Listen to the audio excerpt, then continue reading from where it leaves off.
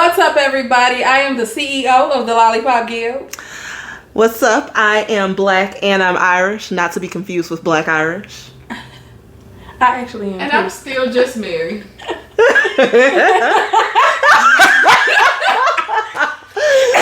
And we are Mert in the Midwest.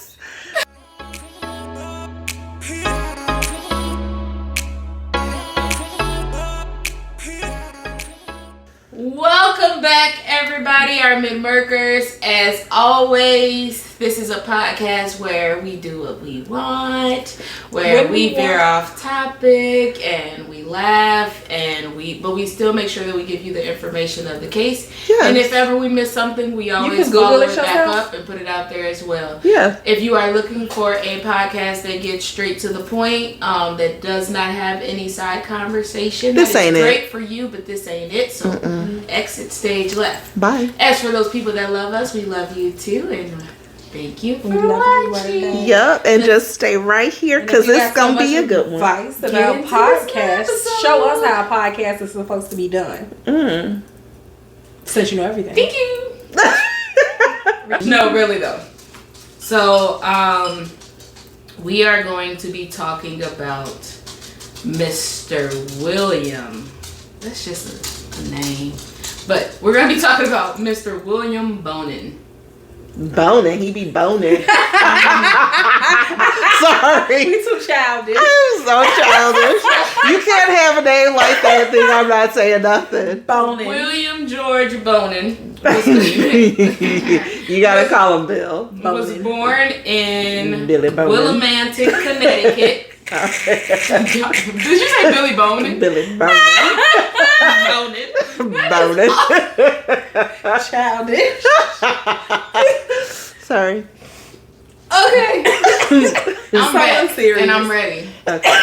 And I'm gonna get myself together. So he was born in Willimantic, Connecticut on January 8th, 1947. So he's a Capricorn. Oh. January 8th? Yeah. Dang, we didn't have two Capricorns. Says something about them Capricorns. But you already read about them. Yes. I know. We already told y'all. Yeah. So don't Pay be surprised. attention. Pay attention. Yeah. He was the second of three sons. Okay. His parents were Robert Leonard Bonin Sr. and Alice Dorothy Coate. A little back. Those are some last names. Bonin and Coate.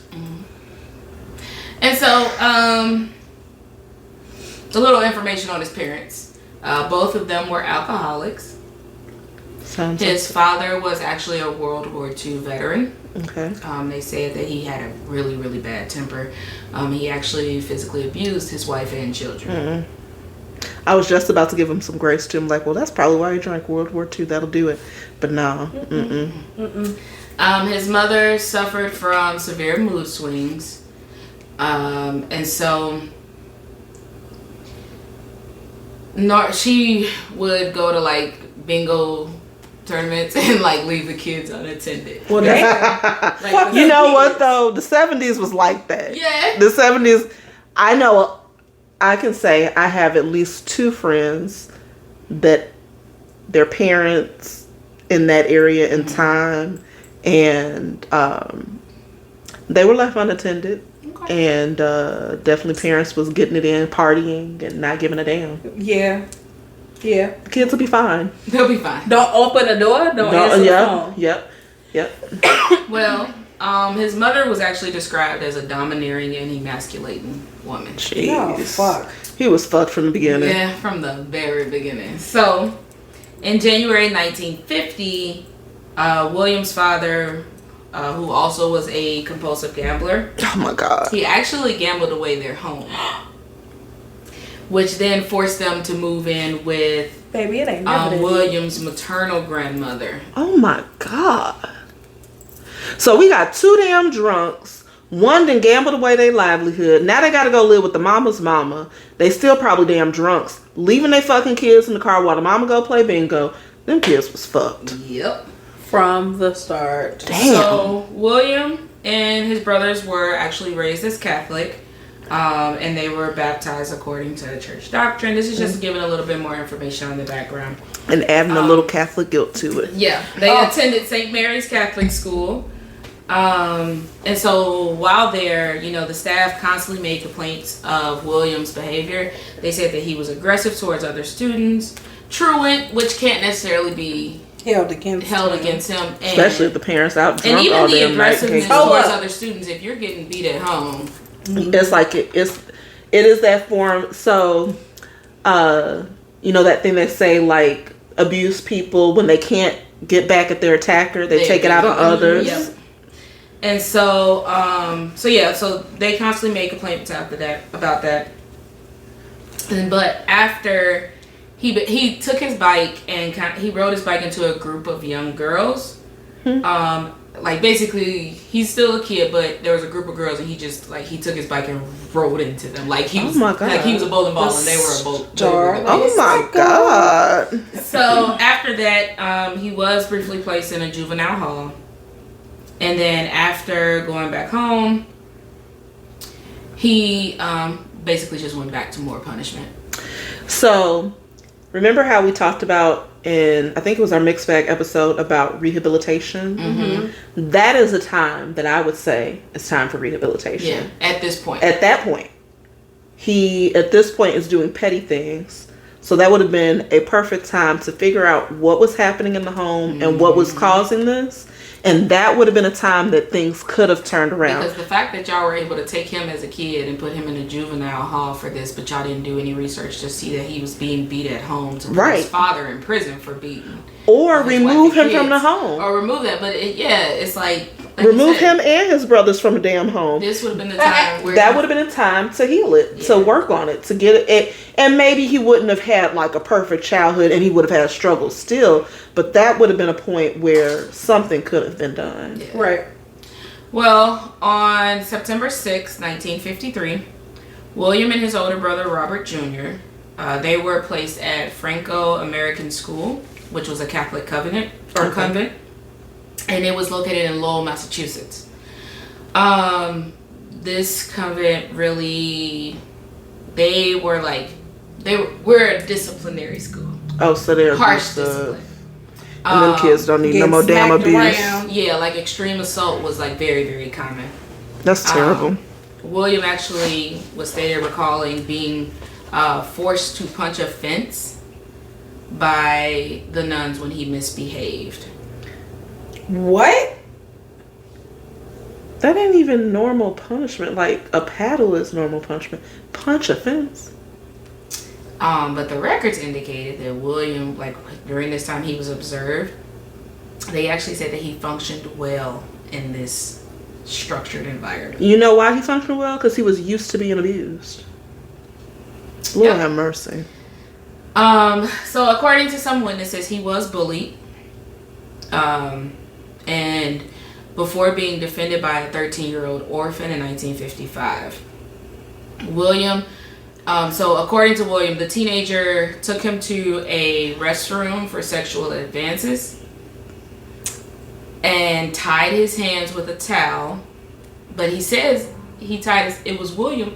William says he requested for his hands to be tied with a towel. No, he probably says that to make himself feel better about it. Because at some point, he's trying to feel some form of control. Nobody wants to be sexually abused. And so the only way probably he can function to reconcile with what happened to him is to say, well, I told him to do it. Who wants to be fucking raped or assaulted? And come on, that's horrible. Yeah. So he was sexually assaulted by this boy. And so it's crazy because he was being bullied. This boy defended him against the bullies to then take him and rape him.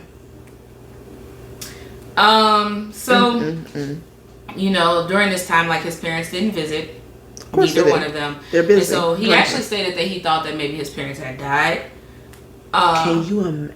He thought, so they didn't even call him. No. And it was, so he was there until... So again, we know he came there September 6, 1953. Mm-hmm. He was there till May 31st, 1955. So basically 2 years. Mm-hmm. And in 2 years, they did not call, visit. He thought they were dead. But he left there and he returned to live with his parents. and in the home that was his mother's his grandma's home. His mother's grandfather. So now they were in Mansfield, Connecticut. Oh, okay. So in Mansfield, William attended Annie Vinton Elementary School with his younger brother Paul. He was teased, bullied. They called him Bugsy Bonin. You can't have a last name. That sounds like a mob boss. It sounds like a mob boss. It was mean, but it was still kind of like. But you can't have that last name Bonin and ain't nobody saying nothing. I would have ran off with that shit. First of all, I would have just changed it. Listen, it was a time when people was changing their names to whatever the fuck they wanted any damn way. It wouldn't have been Bonin, babe. It wouldn't have been that. It would have been. I would have took Coates. Coates is fine. Call me Coates. Yep. But basically he was teased for being poorly dressed, unhygienic. He constantly was getting in fights with students, but what do you expect? He grew up in an abusive environment, went to this school where he was abused, and now he's getting picked on and teased on again at a new location. And violated. We finna fight. Yeah. We finna fight. Shit over. He says he recalls feeling shame at his sexual attraction to younger children and male teachers. Neighbors later, they later failed to recollect. They said the parents spending time with any of their children. And then one neighbor actually says they remember seeing that the kids were unkept and in a hungry condition. And they would occasionally provide meals and clean clothes to them. So wait a minute, hold on. I feel like Pause. So the parents ain't doing shit, but the grandparents ain't doing shit either. Cause how are you gonna be a grandparent and these kids living in your house and they ain't eating and they dirty? And you know how grandparents are. You know how grandparents are. But I can tell you there have been times that I have witnessed my sister being so dog tired that she come home and all she can do is just sit down and then she fall asleep, right? Yeah. My mother ain't no way in hell. These kids ain't eating. She gonna feed them. She gonna get them ready for bed. She know her daughter is tired. So the grandparents didn't give a shit either. Obviously they didn't, because damn kids was damn alcoholics, because the parents were probably fucking alcoholics. Yeah. I feel like throw the whole family away. When you have these neighbors recollecting old events and they're like, well, I remember them being hungry and unkempt, and so me, from the goodness of my heart, I used to provide them with meals and clean clothes. And it's like, how often were you doing that if they were being bullied for dirty clothes and stuff like that? So, but you know what too, so this I can speak to. One of my friends from a while, we've been friends for a little bit, when she was younger, she had her parents had divorced. She was living with her mom, and her mom was neglectful. She would be outside, she's little, would be outside sometimes without any supervision. Her brother, who was a couple of years older than her, would try his best. Their dad was in the military, so he wasn't physically there, and they were divorced. The dad did the most that he could when he was there. But the brother, who was only a couple of years older than her, would try his best to care for her. He would try to feed her, but he's a kid too, and so she would be dirty, and it would be the neighbors who would see her out and would try to redirect her to the home. And when they saw that there was no adult in charge there, they would call, and then CPS would come, and then the mom would clean it up for a couple of minutes, and then it would just be this cycle until the dad actually ended up getting custody, and the mom was out of the picture for a long time. And that's what I'm saying. I'm not saying that there aren't neighbors out there that step up and make the and maybe they did the best that they could. It's just hard to say with the way that they were, especially because they have different pieces in here where William is, stating, well, I remember this as a kid and I remember this as a kid. I didn't see anywhere where he mentioned neighbors. Big people are being good to him. Yeah. So, for him to say, well, I remember them calling me this name or being picked on for this and that, And it could be that it happened, but he was surrounded by so much negative that he refused to acknowledge the positive that was happening. Because so many bad things were happening. Yeah, it's possible too. That's or maybe even that he didn't even know that those positive things were happening.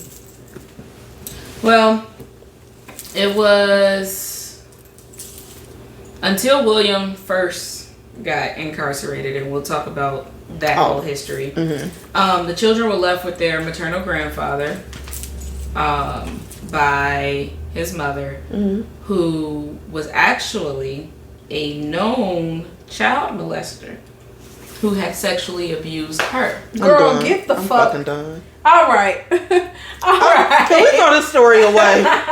Can we throw it away, y'all? She said trigger warning, but I'm fucking done. This story is not getting any better, and it don't sound like it's getting any better. Because we're just in his background. We haven't even gotten to the things that he did. Okay. It doesn't get any better. It doesn't. How do you fucking leave your kids with a damn child molester? And you know he did it because he did it to you.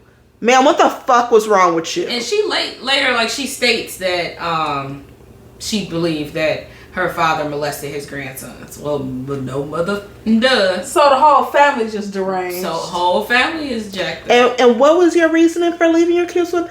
Because you were so busy getting drunk that you had to leave them there? Or because you toughed it out, you think your kids can tough it out? Mm-mm. What kind of fucking mama are you? Mm-mm. Yeah, blaming the parents. That's me. Blaming this damn parent. She's fucked up. Because not only did she leave them with the child molester grandfather, the father was still there, who was still physically abusing them. That's what. So, and I'm not defending this, but you're married and you aren't divorced, so maybe you don't see anything way out. And physical abuse, if it's happening to you and it's happening to your kids, and that's your relationship, I'm not saying it's okay, that I can understand a little bit, because that's their dad and you haven't had any means of removing them from their life, but you brought them, not, it ain't their daddy, it's their grandfather. You brought them to a fucking child molester and left them. You deserve hell. Yeah, baby. So going into some of like the smaller like criminal things he did, William would like steal hubcaps, license plates, metal tags off of vehicles around town. In 1957, he was placed in a juvenile detention center again, and that was all for these like petty crimes. While he was incarcerated, he was actually molested by an adult counselor. Well, what the fuck?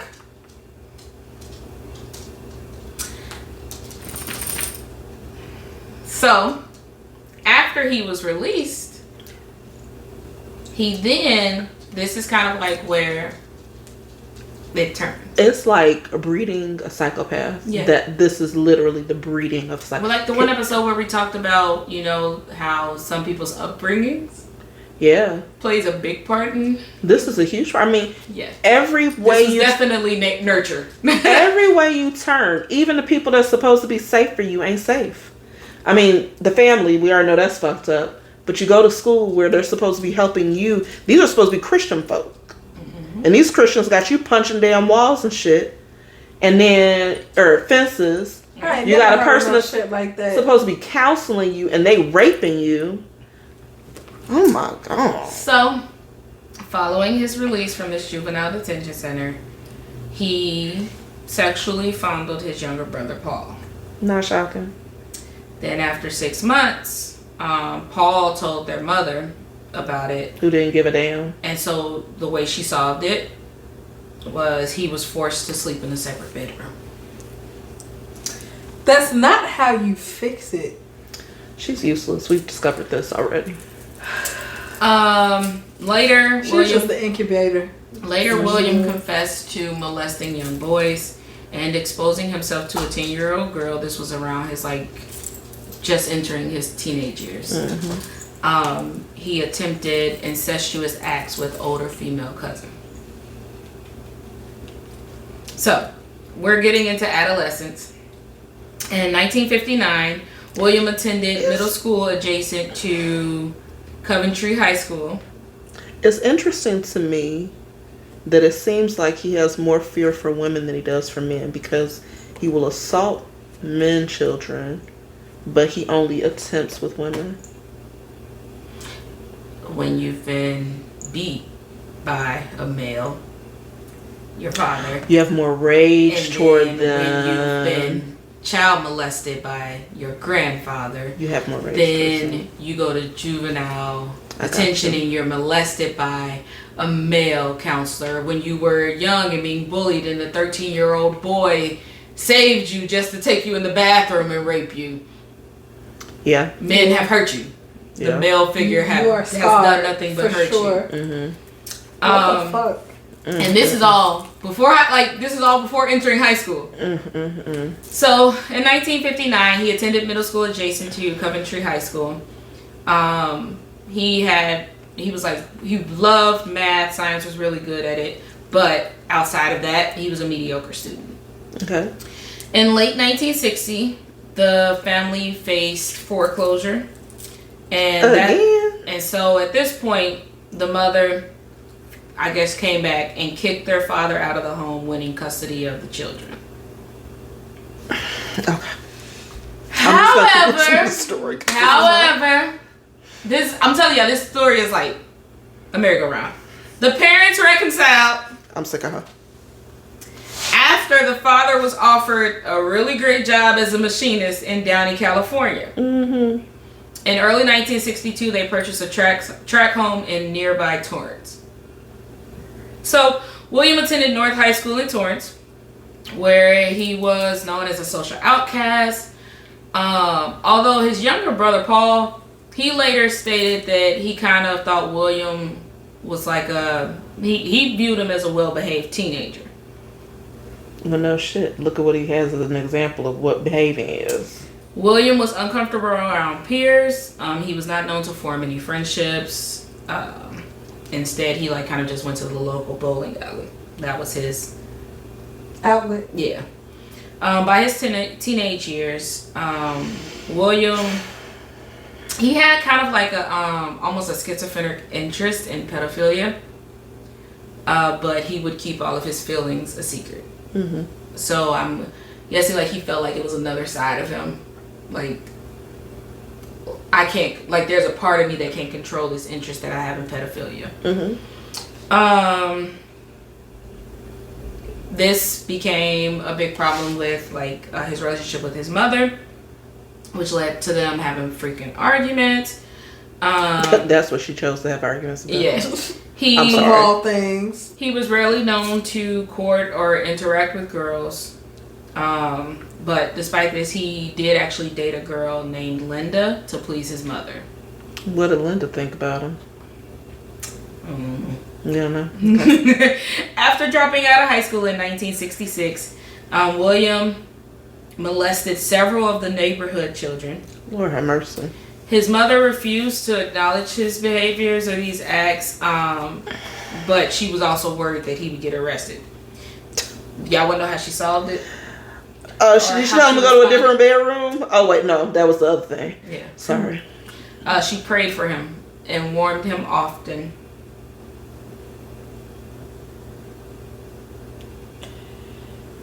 She's really giving me mental illness. She's got to be mentally ill. Warned him?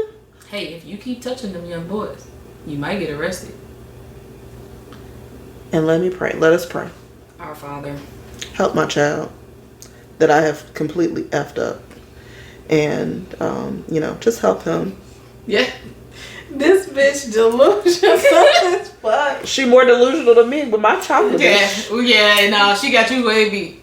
Baby. So, eventually, the mother was evicted from the household. They don't say reasons why. William.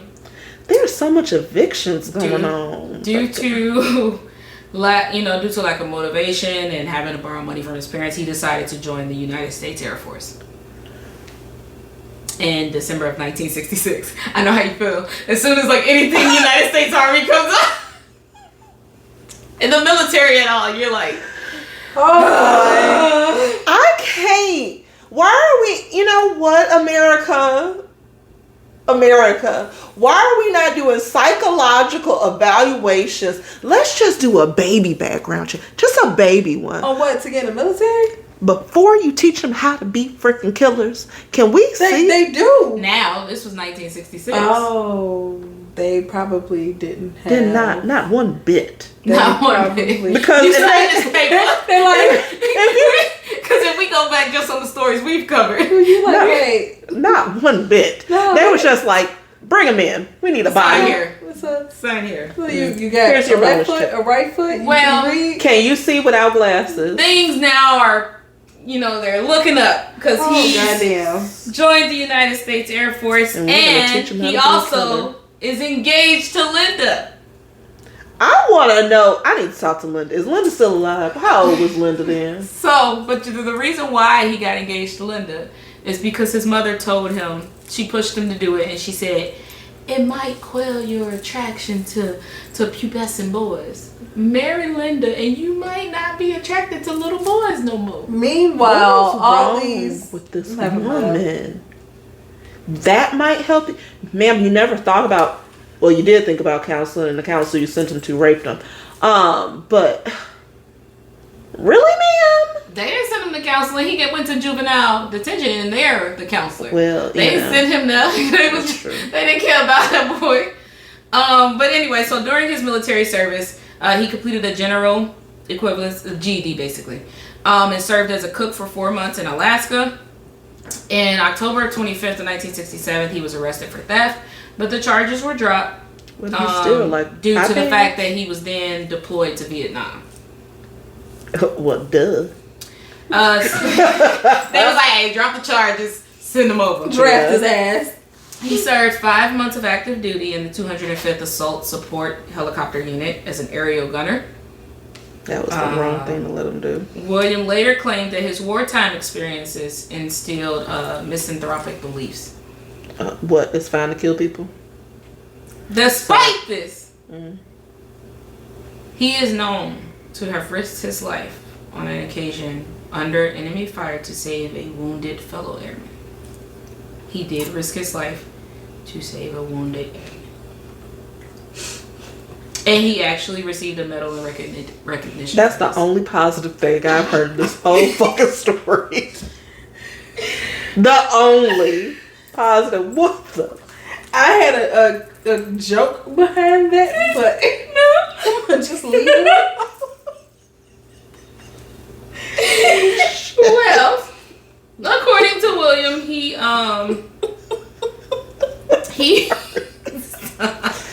Girl. he apparently engaged in allegedly consensual relations with 4 young girls, and also had a number of homosexual encounters. While Wait a in minute. Vietnam. With 4 young girls, as he's an adult, he had consensual relationships. How old was he at this time? I'm sure it was real This consensual. was in 1967. What year did I say he was born? He was 20. Mm-hmm. Yeah, he was 20. It was consensual. So, and also, like I said, a number of homosexual encounters while in Vietnam. He as well did get a session with a 25-year-old female prostitute in Hong Kong. Did he pay? He said he did. Mm-hmm. He also confessed to sexually assaulting 2 soldiers under his command at gunpoint. Yep. Mm-hmm. But he got a medal for saving that one private that was injured. Just had to use the word private, didn't Childish. William served nearly 3 years in the Air Force before receiving a honorable. What? Honorable. We holding people at gunpoint to rape them, but you're honorably discharged. Let me make sure you get your full benefits and your GI Bill. Yep. Thank you for your service. That was on October 25th, What the 1968, hell? at age 21. So when he assaulted these men that were under his leadership or whatever, did they make cases? Did they go forward and say this? Probably not. So he just offered that up. They probably didn't say it because they were probably ashamed that it happened to him. Lord have mercy. That, and probably also because they were under his command, probably thought, oh, he's higher up. He's gotten a medal. Are they going to believe us? Yeah. All those questions that come with the typical rape victim. Mm-mm. So he was discharged, and upon returning home, he discovered that Linda, who had given birth to their son, had left him to marry another man. Good. Linda, I like you. You're smart one. Run, girl! Run fast. During his engagement, though, he repeatedly this goes back to the bedroom talk. He repeatedly told his fiance that he had recurring nightmares about the sexual assault and murder of a young woman. All right. So that's the signs of a serial killer. It's the signs of a killer, basically.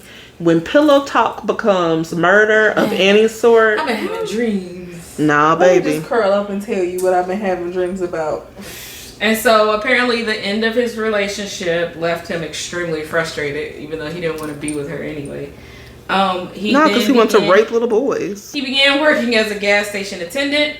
How you come back from dang on Air Force with a medal and work as a gas station attendant? He returned to Downey to live with his civilian parents. job somewhere. Yeah. You have a medal and you can't flip that into a better job than a gas station attendant? And some people don't want more. They just want the lesser.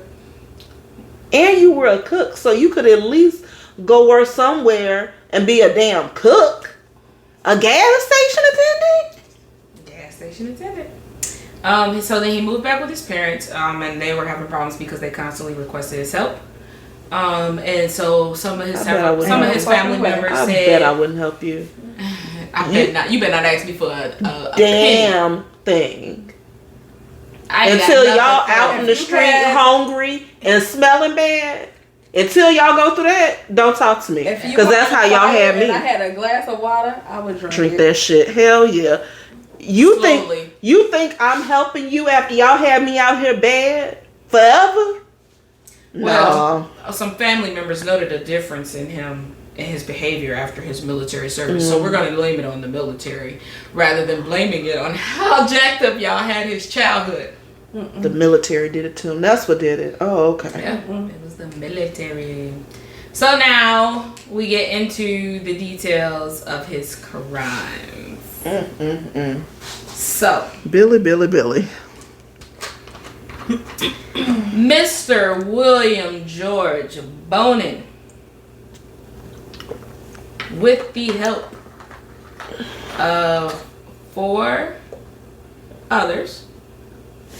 Their names are Gregory Matthew Miley, James Michael Monroe. Wait a minute. Gregory Michael Miley? No, Gregory Matthew Miley. Gregory Matthew Miley. Yeah. What's the next James Michael Monroe. I can't say. Vernon Robert Butts. Do we think, parents, that naming of the children has anything to do with why your kids turn out so fucked up? And William Ray Pugh. P-U-G-H. Pew. So those were the 4 co-defendants. Jesus Christ. So, Mr. William George Bonin, he later required the name the Freeway Killer. Of course, another one. He was charged with he kidnapped, robbed, raped, and murdered a total of 14 teenage boys between the years 1979 and 1980. You stealing money from kids? His co-defendants were also young men between the ages of 17 and 21. Down bad Olympics. So he was also suspected of murdering other males whose bodies were found around the same period of time in Kern, Riverside, San Diego, and San Bernardino counties. But he was not persecuted for those crimes. When the crime started, on August 5th, 1979, the defendant and co-defendant, Mr. Butts, accosted Marcus Grabs. Bonin Butts. Sorry.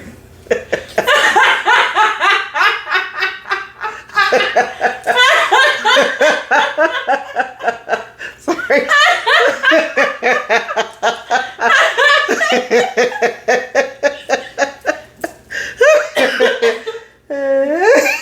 Hey.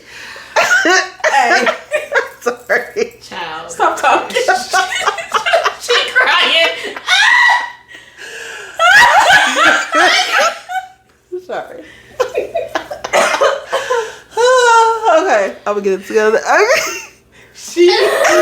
How she gonna just slip it in there? Bonin butts.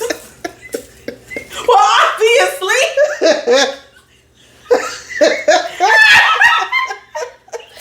I hate y'all. You're so child. Oh my god. Okay. Okay. Oh man, we are so unserious, y'all. Oh my god. Back to it. Back to the episode. Ooh, Lash, don't fall off now, because I'm over here laughing. Oh, shit. We're gonna give Lou time to fix her laugh. Oh, are we laughing too loud for y'all? Right, we don't care. Because I can laugh louder.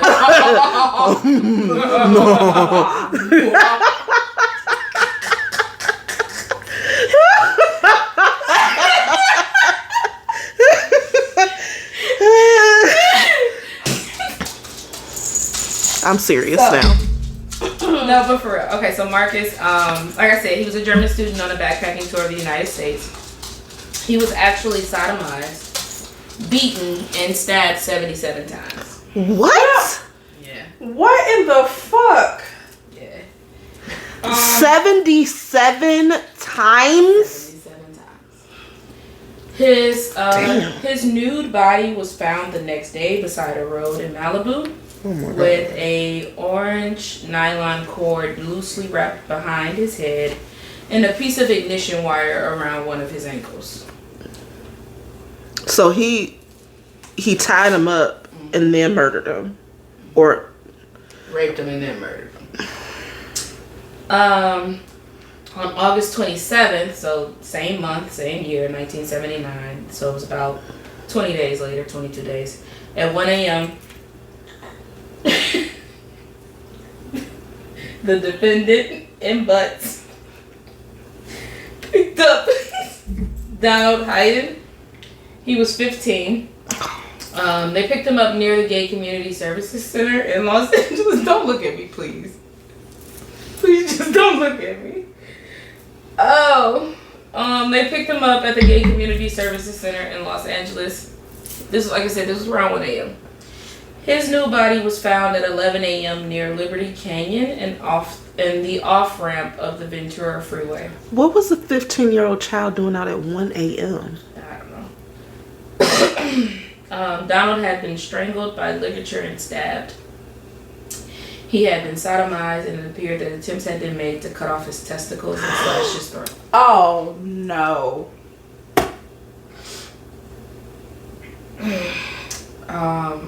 On September 9th, so 2 weeks later, 1979, in the early morning, David Murillo, age 17, was bicycling to the movies in La Mirada when the defendant and co-defendant abducted him.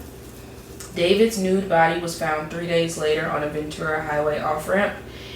His head had been bashed in with a tire iron, and he had been sodomized and strangled with a ligature.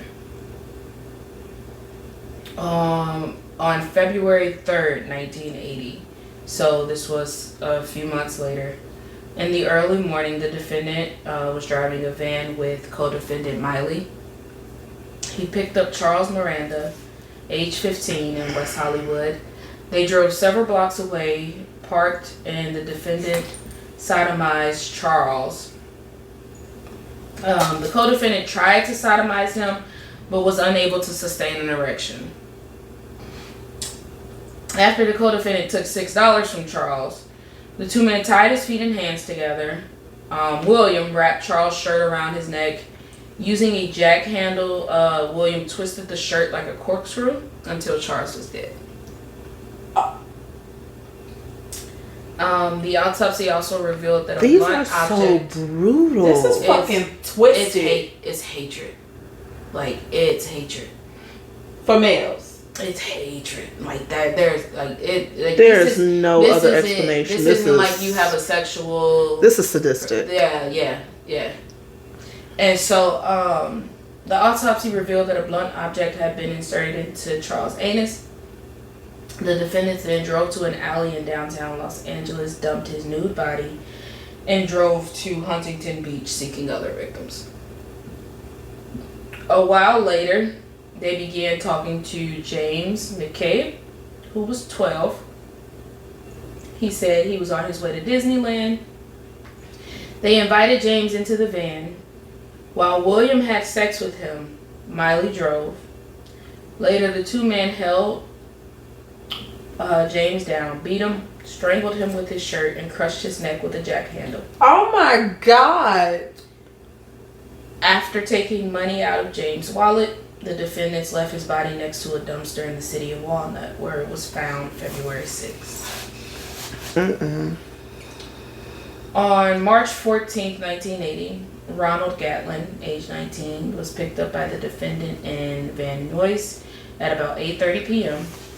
Ronald's nude body was found the next day in Duarte near the juncture of the 210 and 605 freeways.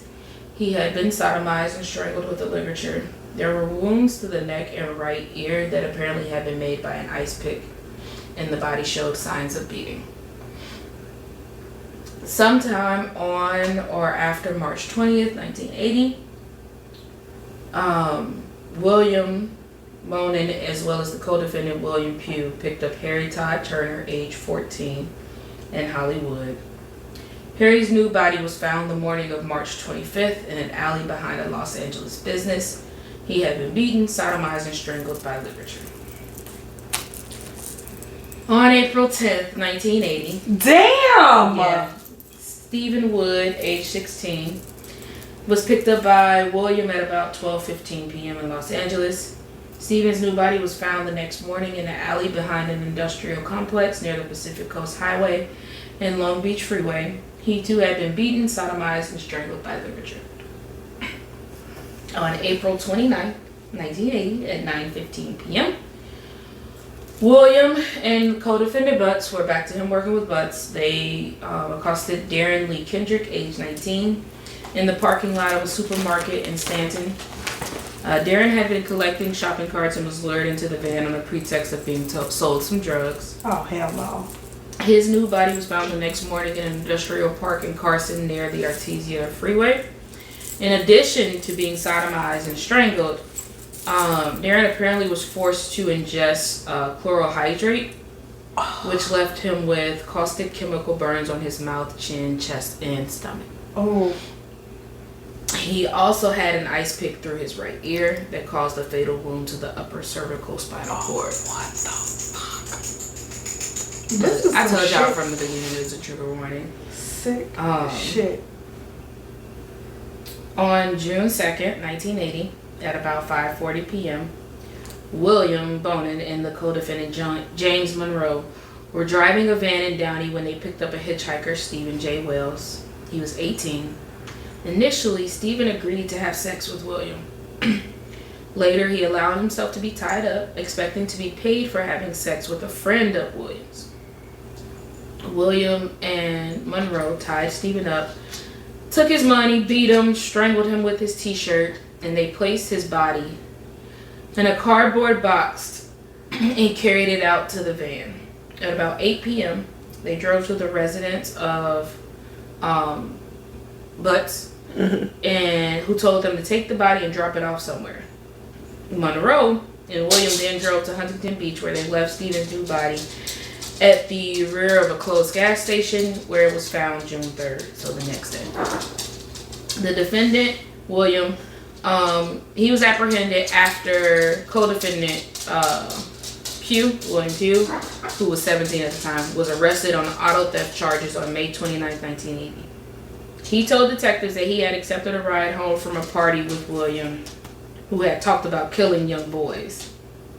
And William was placed under surveillance beginning June 2nd, 1980.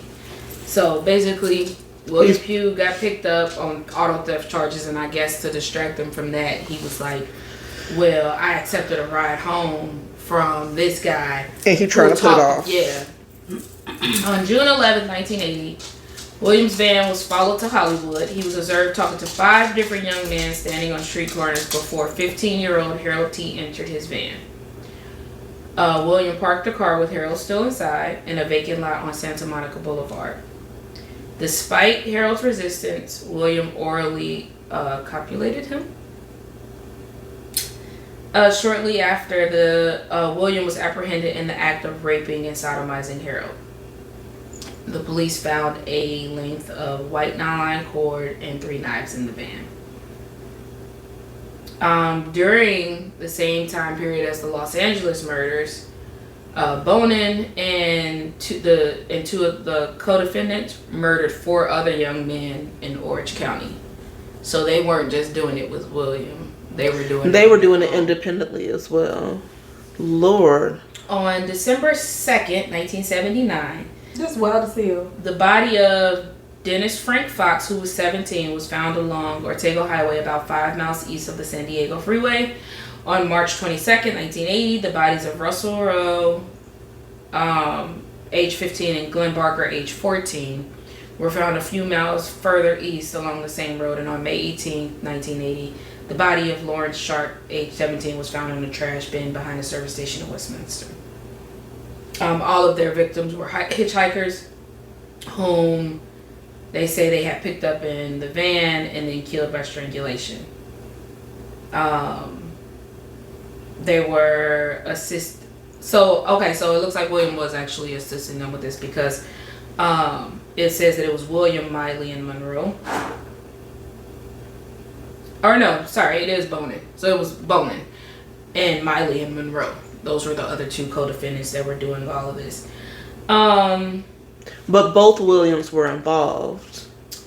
And these 4, not William Bonin. Okay. Yeah. Bonin was, William but Bonin, not the other. Not okay. Butts. Okay. And so, so then it did say that all of their bodies showed signs of physical beating, and the cause of death for each one was strangulation by ligature. How the fuck did all these creeps get together again? How did they? And they, again, were using this bar to kind of corkscrew the cord until the victims were dying. But like, you get what I'm saying? Like, where?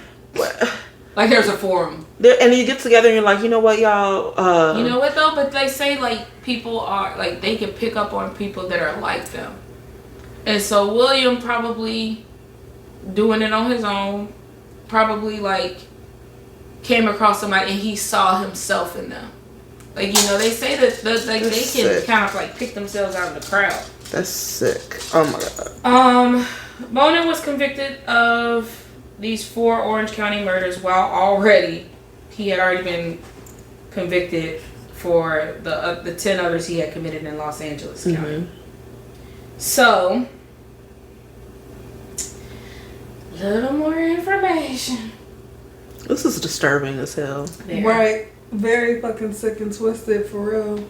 So, going into convictions, like the arrests. So as I said, he was caught actually in the act of raping. Initially, he was charged with the rape of a minor and held on suspicion of the murder of one of the little boys, Miranda, last name Miranda. Bonin was detained in lieu of $250,000 bond. Shortly after, his girlfriend notified his boss of his arrest, adding that the arrest was in connection to the freeway killer case and causing Monroe already, Monroe, I guess, worked with Bonin. That's how they met. He was already apprehensive about Bonin being absent, and so he became frantic. The following day, Monroe stole Williams' car and fled to Michigan, where he resided temporarily with a friend before he was arrested. Okay. Yeah. So they worked together, and over lunch they talking about, yeah, dude, let's strangle somebody today and let's rape them, and fucking yeah, it'll be. What you want to do after work? You want to go hitchhike and find people to kill? No, I just want to go home and go to sleep. Take a shower and go to sleep. Well, what the fuck, man? More evidence inside Williams' van. They discovered numerous artifacts attesting to, him being involved in the freeway killer murders. Of course, because they sound like they so busy out here just killing every damn body. They ain't got time to clean up. These some of the items were the nylon cord, assortment of knives, a tire iron, pliers, wire coat hangers. Oh my god. Further, after they examined the interior, of course, they found extensive traces of bloodstains. And the inner handles from the passenger side and rear doors of the vehicles had been removed. So they couldn't get out. Exactly. And inside the glove box, there was a scrapbook of newspaper clippings related to the murders. Oh, so not only were they doing the murders, now they're really enjoying the stories that they're writing about them. Like, look what we did, guys. Let's scrapbook it. Yeah. So initially William was like, I'm innocent in the murders. But he then did confess his guilt to St. John after reading a letter from the mother of one of the victims, Sean King, imploring him to reveal the location of her son's body. William, that's what turned him and made him have some sympathy in the heart. He said he made sure to clarify that he did it not to ease the mother's pain, but the knowledge that because King was buried in San Bernardino County, police would likely buy him a hamburger for lunch on the extensive trip. I'm sick of him. Stating that and his fucked up mama. Stating these motherfuckers I was think dying for a hamburger, and I knew that if I went out with the cops, they would get me a hamburger. I hope you choked on But y'all want to hear his confession? I hope that freaking hamburger, the freaking fat from the hamburger, was like clogging up his arteries, and later on he had a massive coronary. Oh my god, a hamburger, sir? Mm-mm. This story is infuriating me. I know. I'm sorry. I'm sorry. It has just wait. Okay, so his confession. I tied him up with nylon, this electrician type of wire. I pulled a knife on him. And sorry, this is in regards to Marcus Grabs. Okay. And he got scared. I stabbed him in the left arm. It surprised me that I did it. I stabbed him again, and then again, and again, and again, until he was helpless. They would try to stop me from stabbing them, and I would just stab just to stab. I stuck them with a knife in different places because I didn't know where to stab, I didn't know where the vital organs were or anything like that. This is from a portion of his taped confession. Sir. Mm-mm. You didn't know where the vital organs were? So. You didn't know where the fucking vital organs were? Now, I can say that maybe you didn't have that much in school that you paid attention to. I can agree with that because you had a fucked up childhood. But sir, you in the fucking military. They teach you where to shoot to kill people. And he was an aerial gunman. Sir. Well, you don't know where the vital fucking organs are. Over the course of several evenings, William, he confessed to abducting, raping, and killing 21 young men and boys. Oh my god. And he made sure to give every graphic detail. Because he was reliving it and enjoying it. He expressed no remorse. But he did demonstrate extreme embarrassment and regret about being caught. Well, no shit. He's like, oh, but damn, y'all caught me. An investigator later recalled that there was not a policeman in that room that did not want to kill him for his confession. Absolutely.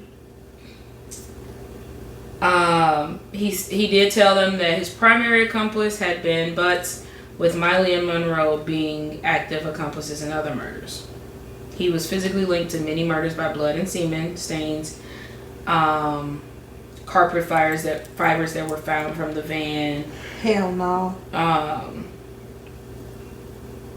Upon 3 victims' bodies, they had discovered hair samples, which were an exact match for William Bonin, and medical evidence revealed that 6 of the murders for which William was charged were committed by a unique windlass strangulation method, which was later referred to the.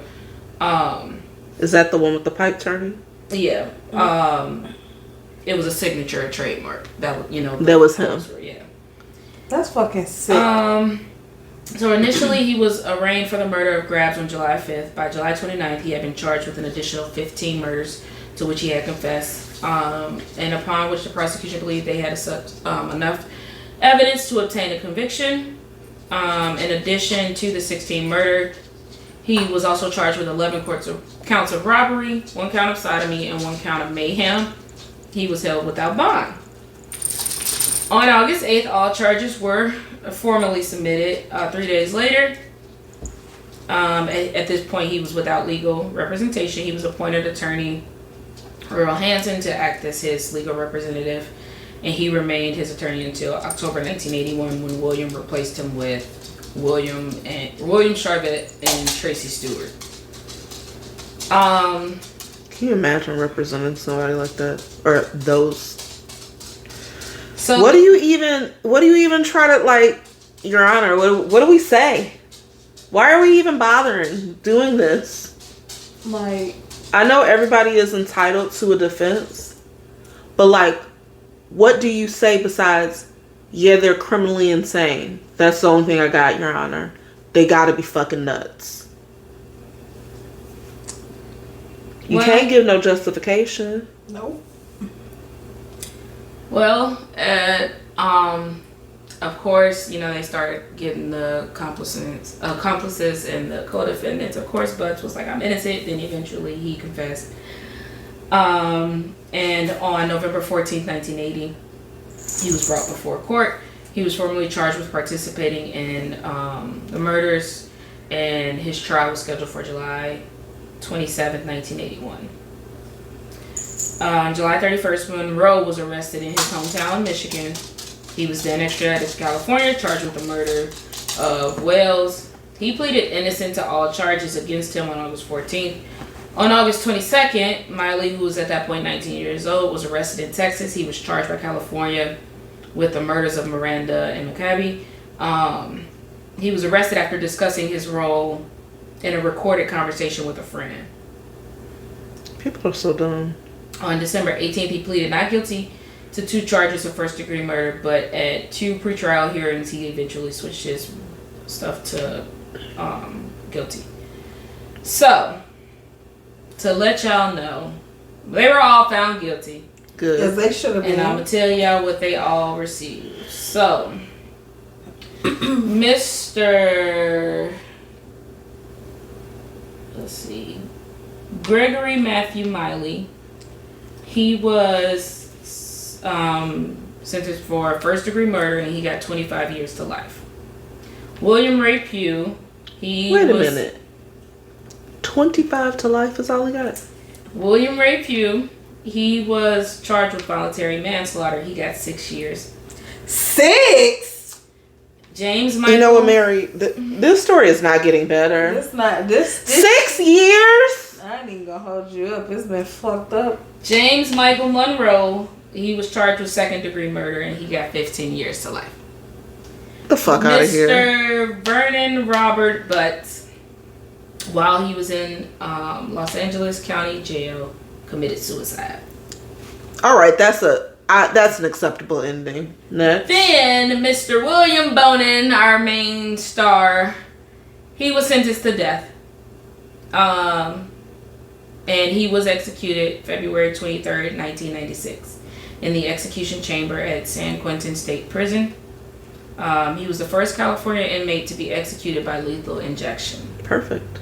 Did it go wrong? Warden Arthur Calhoun. Sometimes there's incidents when it's the new thing. They gave the order to begin the execution at 12:09 a.m. And he was pronounced dead at 12:13 a.m. He spent his last day visiting with friends. Should have slow rotted. At about 6 p.m., he was escorted into the Death Watch cell for his last meal. He requested 2 large pepperoni and sausage pizzas, 3 pints of coffee ice cream, and 3 6-packs of regular Coca-Cola. Oh, he was trying to go out with the bubble guts. I'm surprised he didn't. Y'all finna get all this when I die. I'm surprised he didn't ask for a fucking cheeseburger. I'm surprised he didn't either. So during the evening, he was visited by the warden and the Catholic chaplain. At 11:30 p.m., he gave the following last words. No one to cares. Warden. His final words were, Here we go. It's about to piss me off, I can tell. Yeah. That I feel the death penalty is not an answer to the problems at hand. That I feel it sends the wrong message to the youth of the country. Young people act as they see other people acting instead of as people tell them to act. And I would suggest that when a person has a thought of doing anything serious against the law, that before they did, that they should go to a quiet place and think about it seriously. Boy, go to hell. Well, you already done, but. I'm sick of this story. This story done pissed me off. It pissed me off so bad. I think that people should go to a quiet place and think about it. Well, why the fuck didn't you go to a quiet place and think about it? Can't even take your own fucking advice. Well, so Girl. I'm just gonna read the victims' names again. So we have Dennis Frank Fox, who was 17, Glenn Barker, 14, Babies. Russell Rowe, 15, Lawrence Sharp, 17, Marcus Grab, 17, Donald Hayden, 15, David Murillo, 17, Charles Miranda, 15, James McCabe, 12, Ronald Gatlin, 19, Harry Todd Turner, 14, Stephen Wood, 16, Darren Lee Kendrick, 19, Stephen J. Wells, 18, Harold T., 15, his last victim but was not killed. And there was talk that they suspected him of more.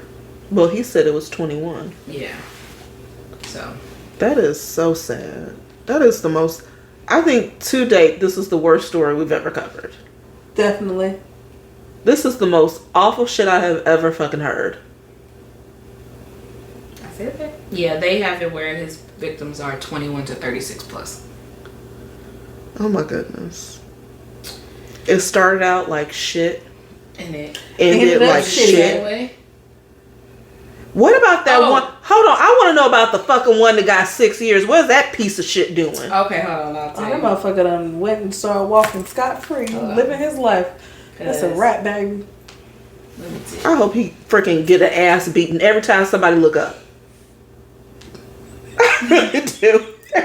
Just walk out the house. Yeah, like right in the face. Imagine you get your ass beat every fucking day for simply doing basic tasks. Hell yeah. What the I'm gonna go walk the dog. So it was Miley that only got the 6 years, right? Yeah. Oh my god. So Miley and Monroe testified against Bonin, and they described in graphic detail the murders. In his testimony, Monroe stated that shortly after the murder of Wells, he and William drove to a McDonald's restaurant and purchased hamburgers with $10 taken from Wells' wallet. Fat bucks. Why do y'all motherfuckers Miley testified to his participation in the murders of Miranda and McCabe, describing in graphic detail how the two victims were beaten and tortured, and how he heard a bunch of bones cracking. Oh my god. He continued his testimony with the words, "The kid vomited. I jumped down on him the same way, killing the guy."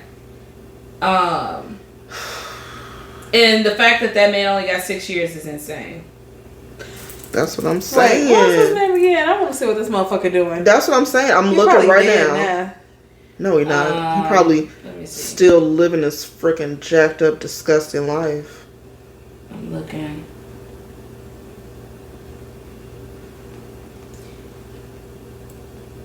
Cut. So I can edit it out. This is awful. You looking it up? No, I didn't see it. His name is Matthew Miley. Gregory Matthew Miley. Matthew Miley. But I did have a little bit tidbit, some information from his mother and two brothers after he was convicted. Okay. They actually tried to persuade a jury to spare his life, and they testified, well, he was beaten and sexually molested as a youth. Died Wednesday. He died in 2016. Good for him. Good job. Alice Benton told the jury in the penalty trial that her husband was a heavy drinker who often beat her and the children. Robert, William's brother, older brother, said his brother had been sexually molested in a detention home at the age of 10. He also said he had changed after serving in Vietnam, but did not elaborate. Mrs. Benton testified that there was a conflict between her and her son over his homosexuality, and said he sometimes brought young boys to his home. She said he had never harmed the youths, however. He was killed in prison. Miley was killed in prison. I'm happy about that result. Okay. Yeah. Look at his. Well, then he obviously got more than 6 years because he was young when he went. No, he probably went to jail for something else. That's why I was. Oh, okay. So then Paul, the younger brother, said he had often seen his brother with young males but never saw him harm them. And it's like, what is y'all point of saying this when he's already confessed to all of the graphic details that he said he did to these young boys? Mm-hmm.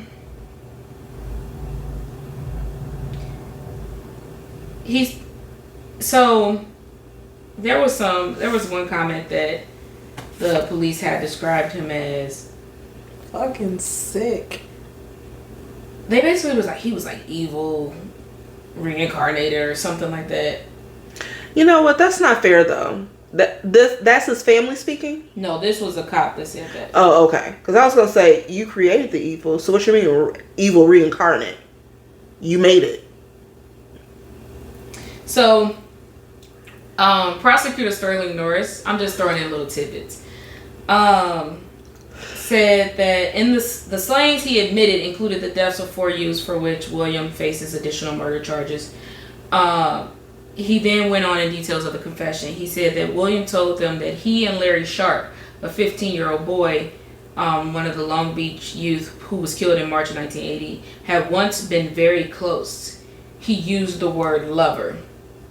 You can't be a lover, sir, of a child, and you're a grown-ass man. It's called rape.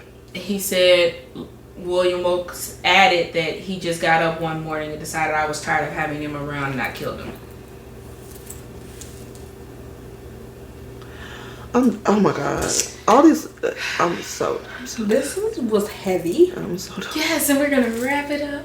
Yeah, thank God we're gonna have drinks. Shit, I'm need a fucking drink after this. This is rough. Yes. So this was an awful case. But again, we always put the information out there because we want the victims to be known. Absolutely. We want their names to be out there, and so we do ask that if you have any stories that you would like us to cover, that you please leave a comment, send us an email at murkedinthemidwest@gmail.com. You can follow us on TikTok, Facebook, Instagram, YouTube. Like and subscribe. Please share this video, and happy St. Patrick's Day. What a way to start your day. Oh my god. Bye. Bye.